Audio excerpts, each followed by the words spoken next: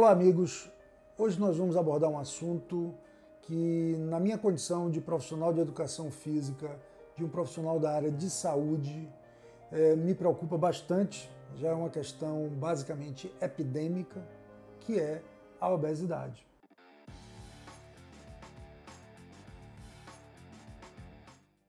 Vamos trazer para vocês relatos que realmente mostram os números e as necessidades que precisam ser adotadas de maneira emergencial para uma boa parcela da população brasileira e mundial.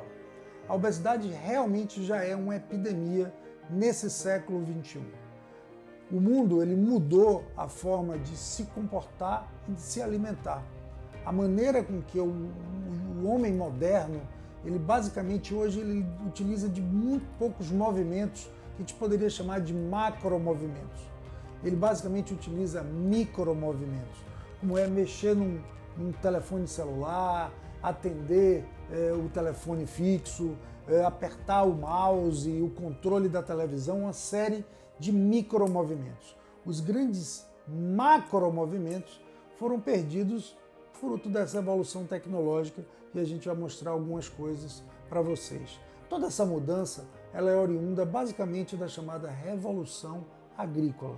Quando o indivíduo assentou, deixou de ter um comportamento nômade, onde ele basicamente se deslocava de um ponto para o outro na busca do seu alimento, da sua sobrevivência. No momento que ele parou e resolveu ter um único local para ele viver, ele mudou o comportamento dele, mudou a forma de se mexer, de se deslocar e, consequentemente, isso trouxe uma série de mudanças para o próprio corpo dele, né? Então a obesidade hoje é vista nesse século XX, aí, principalmente com as mudanças tecnológicas, como uma epidemia para uma parcela enorme da sociedade. Só para vocês terem uma ideia, nos Estados Unidos nós temos aí mais de 30 milhões de americanos obesos. Desses, 300 mil óbitos ocorrem pela ausência de atividade física regular e por uma alimentação extremamente inadequada. E isso tem consequências para a saúde pública e para o governo, que cada situação dessa, cada óbito ou cada condição de baixa qualidade de vida e saúde representa, de certa forma, custo para a saúde pública, né, e para o governo, né? No Brasil, nós temos aí aproximadamente 19% de indivíduos obesos no Brasil. Gente, parece pouco, mas não é uma coisa muito grande. De 10 pessoas, 2 são obesas. Ou seja, 1 para cada 5 adultos, ele é obeso. Isso representa um número crescente de problemas de saúde e de custo para o governo, né? Nós temos aí uma série de patologias que estão associadas à obesidade, como é a diabetes, como são as doenças cardiovasculares, o câncer, osteoartrites, uma série de patologias que são, digamos, satélites do processo e oriundas da própria obesidade.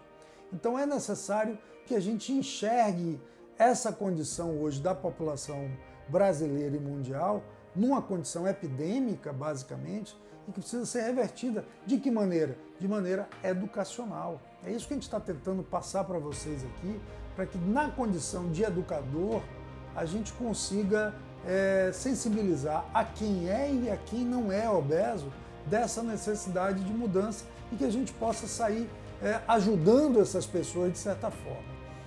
Do ponto de vista etiológico, geneticamente, a obesidade pode apresentar 5 classes genotípicas.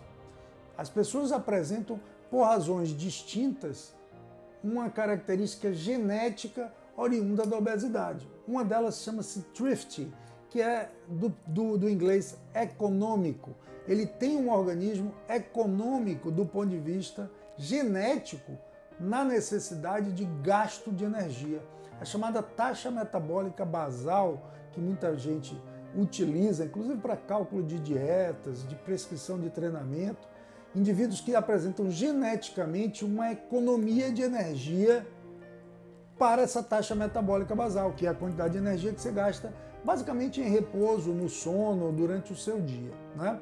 Essa é uma das primeiras razões geneticamente impressas. A segunda é a chamada genética hiperfágica. O indivíduo que apresenta uma alteração no seu DNA da necessidade de se alimentar muito mais, de comer muito mais. Ele tem uma alteração genética em relação à saciedade. Ele satisfaz, o limiar de saciedade dele é muito alto, ele precisa comer mais para se sentir satisfeito, né? E isso está relacionado, evidentemente, a questões genotípicas, mas de questões comportamentais, obviamente. A terceira questão é a questão do sedentarismo. Tem pessoas que apresentam um gene do sedentarismo.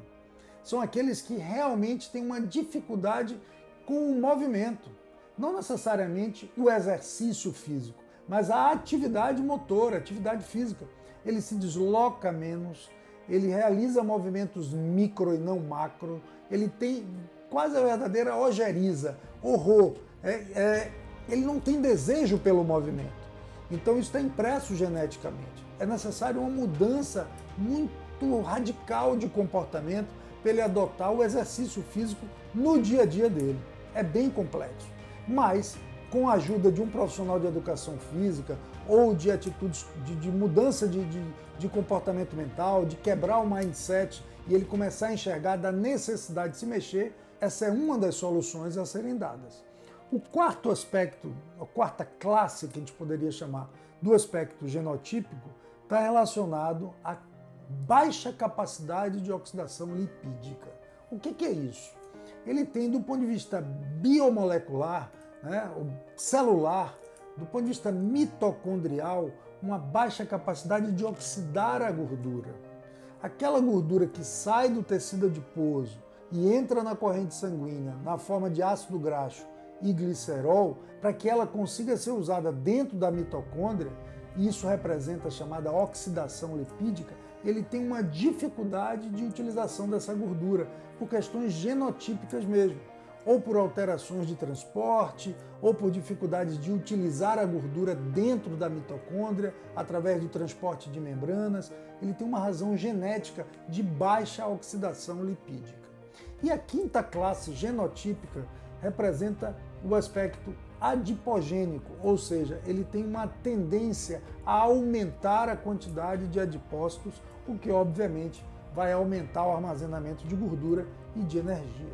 Então são 5 classificações relacionadas ao aspecto genotípico que tem um peso muito grande.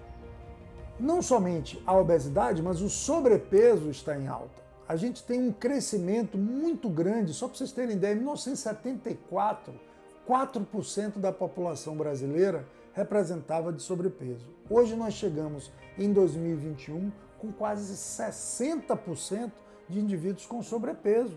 Isso é um número muito significativo que é necessário uma mudança alimentar e de comportamento motor. Obviamente nós temos uma série de índices para avaliar isso. O índice de massa corpórea determina esse sobrepeso.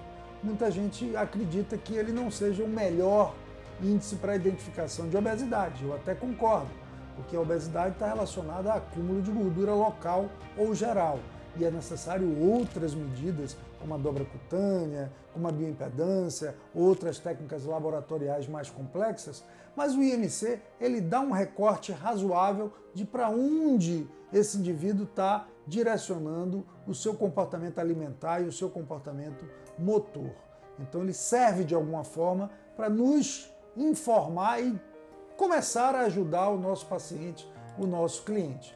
Obviamente, essa mudança do comportamento, ela está extremamente ligada ao comportamento do dia a dia dele. E a gente sabe como a evolução tecnológica fez mudar esse gasto de energia. E, claro, muitas das coisas que a gente tem que nos gera certo conforto, claro, tem dado problema para a gente a médio e longo prazo. Por exemplo, em vez de você subir um lance de escada, usar uma escada rolante. Em vez de você usar, como foi na minha geração, pelo menos, usou muito a televisão, que você mudava o canal precisando levantar do sofá. Hoje você tem 2, 3 controles alterando tudo que você precisa. Cada vez que você não usa a escada tradicional e vai para a escada rolante, ou cada vez que você usa o controle remoto, você está gastando menos energia.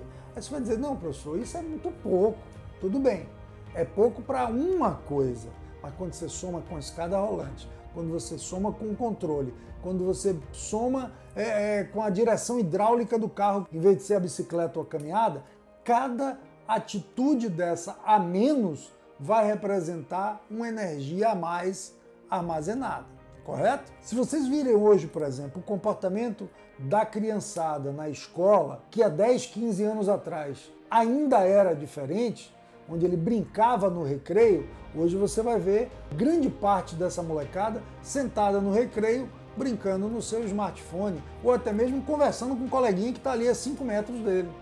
Ou seja, isso mudou e vai mudar mais ainda a forma das pessoas gastarem energia e, obviamente, o que se espera dessa, hoje, juventude, daqui a 10 anos na sua fase adulta. Obesidade, sedentarismo e todas as patologias que, porventura, possam estar associadas a esse tipo de comportamento. E essa molecada que está usando o celular, o smartphone, tem hoje uma coisa que é muito estudada, chamado tempo de tela, ou screen time, que é algo assim muito problemático. A maioria das crianças hoje tem permanecido, em média, 7 horas e meia por dia na frente de uma tela. Estamos falando aí de smartphone, tablet, computador e a própria televisão. Então, 7 horas e meia a menos de gasto de energia nos macromovimentos. Isso a criança, porque o adulto médio tem gasto em média de 10 a 12 horas por dia. Isso é muito preocupante. Isso muda totalmente a forma para como o nosso corpo foi feito, no que se refere a deslocamento, a sobrevivência, a atividade motora para diversas atividades, ou seja, o tempo de tela tem sido hoje um dos grandes problemas do pseudo-homem moderno. Um fato interessante, você sabia que para um indivíduo que tenha mais de 25 anos, a cada hora que ele permaneça na frente de uma tela de computador, ele está reduzindo em média 21 minutos de tempo de vida, e que para cada cigarro que ele fume são 10 minutos de tempo de vida, ou seja, estamos ganhando do cigarro até a inatividade, a permanência em tempo de tela, e em média estamos falando aí de 10 a 12 horas por dia de tempo de tela, é muita coisa, turma. E quais as consequências disso para essa juventude que está habituada a esse tipo de comportamento? Porque a juventude de 10, 15, 20 anos atrás tinha uma forma completamente diferente de se movimentar, de lidar com o cotidiano, de ter o seu lazer, era completamente diferente. O garoto dos anos 70, ele subia em árvore, ele subia no muro, ele brincava na rua, ele fazia atividades de lazer, basicamente com macromovimentos.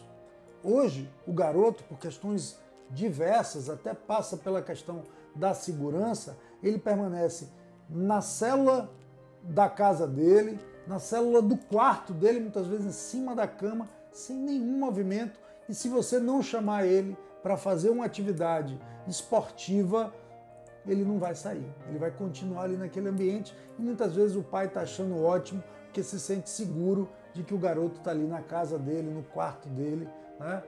Tá certo, tem a hora para tudo, mas isso aí tem consequências também muito graves. E o que é que eu tenho com isso? E o que é que você tem a ver com isso? O que é que você tem? Você tem tudo. Você pai, você irmão, você que sabe que as pessoas que estão nessa condição estão vivendo dessa forma, você tem toda a responsabilidade para tentar mudar isso e evitar com que isso aconteça. Nós temos basicamente 4 domínios da atividade. 4. Quais são eles? O lazer, o trabalho, o deslocamento e as atividades domésticas. Vamos lá. O que isso significa cada uma delas? Eu faço uma pergunta para vocês. Como é que você se desloca para ir para o seu trabalho, ou para a sua escola, ou sua universidade? Esse é o domínio da atividade física em relação ao seu transporte. Como é que você faz isso? Você vai como? Você vai de carro? Você vai de ônibus? Você vai de bicicleta ou você vai andando? Eu apostaria alto que uma boa parcela da nossa população se desloca ou de ônibus, ou de carro, ou de moto. O deslocamento através da caminhada e da bicicleta, por exemplo, está cada vez mais reduzido. E isso tem um preço na redução desse gasto calórico. O outro domínio está relacionado ao trabalho. Como é que você trabalha? Você tem um trabalho com envolvimento de grande massa muscular. Nós, profissionais de educação física, de certa forma, temos sempre um comportamento de mais movimento. Ficamos muito tempo em pé, demos aulas, demonstramos exercício, então, de certa forma, a gente tem um trabalho com mais movimento corporal. Mas a grande parte da população trabalha sentado, e trabalha sentado 8, 10, 12 horas por dia. Uma outra parcela tem comportamentos motores onde exige muito do corpo dela, e, obviamente, o gasto calórico passa a ser maior. O outro domínio está relacionado às atividades domésticas. Quando você acorda, você arruma a sua cama? Pelo menos arrumar a sua cama. Se você arrumar a sua cama, a sua vida começa a melhorar. Você já começa o seu dia organizando a sua vida. Você lava os pratos, você lava o seu banheiro, você faz atividades mais pesadas da sua casa. Muita gente não faz. É menos gasto de energia. Para quem faz isso, lava o carro, passeia com o cachorro, vai na esquina comprar o pão, isso aumenta muito as atividades relacionadas aos aspectos domésticos. E por último, são as atividades de lazer, onde envolve aí o que você realiza no seu tempo livre. O seu tempo livre é na frente da televisão vendo aquela série maravilhosa? Ou o seu tempo livre é praticando exercício físico, esporte, ou indo para a academia, fazendo alguma coisa que faça você se mexer? Então esses 4 domínios, volto a falar, deslocamento, trabalho, atividades domésticas e lazer, são os 4 elementos que precisam estar equilibrados para que você aumente o seu gasto calórico diário, que somado à sua taxa metabólica basal e o seu gasto de energia para o processo digestório, vai dar o seu gasto energético diário. Grande maioria está trabalhando num padrão muito baixo de gasto de energia. E essa é uma das razões para o desenvolvimento da obesidade e das patologias que estão associadas à obesidade. E isso, obviamente, tem trazido uma consequência muito grande para a saúde das pessoas e para a saúde pública. Uma delas chama-se síndrome plurimetabólica. Está relacionado à obesidade, ao diabetes, à hipertensão, à insuficiência cardíaca congestiva, à hipercolesterolemia e as patologias que estão ali ligadas a tudo isso. Então, todas essas modificações de comportamento relacionadas ao micromovimento, ao excesso de alimentos, de um estado comportamental de menor gasto de energia, tem levado as pessoas a esse quadro quase epidêmico de obesidade. Então nós, como profissionais da saúde, falo em nome dos nutricionistas, dos médicos, do profissional de educação física, do fisioterapeuta, do enfermeiro, temos um papel fundamental enquanto educadores de tentar disseminar essa informação e que chegue para a população, que seja capaz de mudar o comportamento das pessoas. E como profissional de educação física, sugiro a prática do exercício com um mínimo minimorum de 150 minutos por semana, e o ideal seria em torno de 300 minutos por semana de atividades físicas diversas. Não vou entrar no mérito de qual atividade. Faça atividade que lhe dê prazer, para que isso tenha uma durabilidade um pouco maior e lhe dê prazer e você faça isso por mais tempo e os efeitos vão surgir de qualquer maneira. Correto? E como profissional de educação física, é esse alerta que eu quero dar para vocês. Muito obrigado.